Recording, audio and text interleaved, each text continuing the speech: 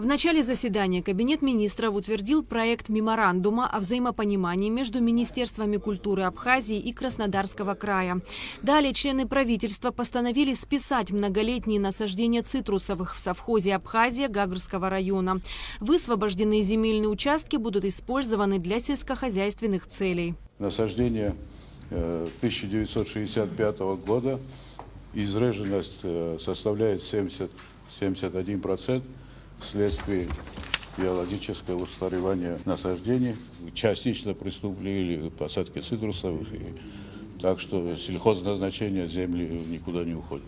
Очень редкая для нашего времени формулировка. Высвобождаемая земля снова будет использоваться в сельхозцелях. Так? Так. Крайне важная формулировка.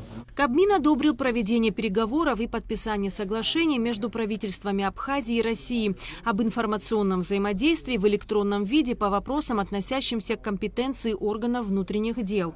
Информация будет использоваться в служебных целях, без права ее передачи третьим лицам, и будет защищена в соответствии с техническими протоколами.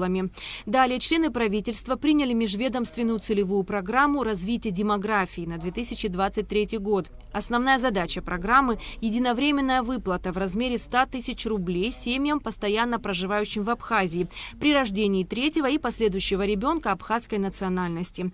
Затем Кабмин внес изменения в постановление 2020 года о порядке использования средств резервных фондов местных органов госуправления. Данный законопроект был согласован в установленном порядке с Министерством финансов, Министерством экономики, Министерством юстиции. Данная поправка в закон уже принята парламентом и предполагает, данная поправка, вступившая в силу, что у местных органов госуправления только один может быть резервный фонд. К сожалению, действующая редакция предполагала наличие нескольких резервных фондов, однако и на практике всего был всегда один резервный фонд. На заседании был принят проект меморандума о взаимопонимании по вопросам сотрудничества в области стандартизации и метрологии между Госстандартом Абхазии и Росстандартом. Его цель – сотрудничество в области стандартизации и метрологии, а также упрощение процесса обмена опытом. Кабинет министров утвердил еще один проект о порядке оформления разграничения госсобственности и формирования реестра собственности. Кроме того, решением правительства гражданину Абхазии, кавалеру ордена Леона Руслану Куджба предоставлена льгота в виде полного освобождения от оплаты стоимости жилья, которое было передано в частную собственность из Государственного жилищного фонда. Далее Кабмин внес изменения в положение о порядке разработки и утверждения условий конкурса по продаже республиканской собственности. Председатель Комитета по управлению государственным имуществом и приватизации Беслан Кубрава добавил, что отдельные памятники историко-культурного наследия требуют соответствующего внимания. Приватизация памятников историко-культурного наследия по данному закону это невозможно.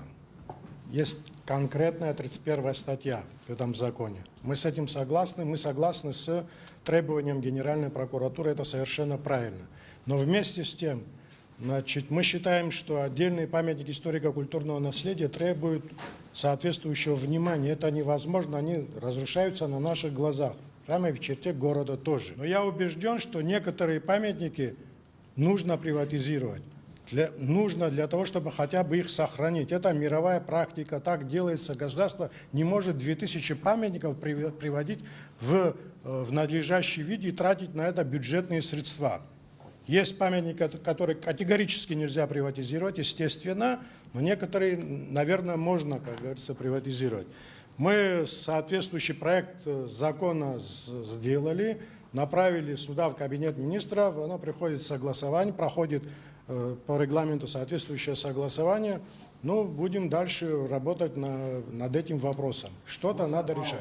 Это тема для обсуждения. Тема для обсуждения. Это я просто... Никакого решения по этому Абсолютно нет.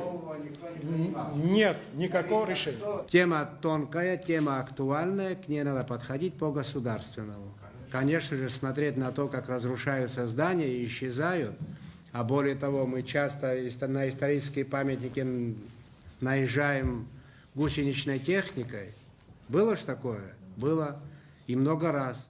конце заседания заместитель министра здравоохранения Вахтанг Вардания представил информацию о ситуации с распространением коронавирусной инфекции. По его словам, заражаемость штаммом омикрон значительно выше, однако болезнь протекает легче. За 10 дней диагностировано 875 человек. В Гудаутском ковидном госпитале лечатся 27 человек, 3 из них в тяжелом состоянии. Эсма Гуланзе, Михаил Братухин, Абхазское телевидение.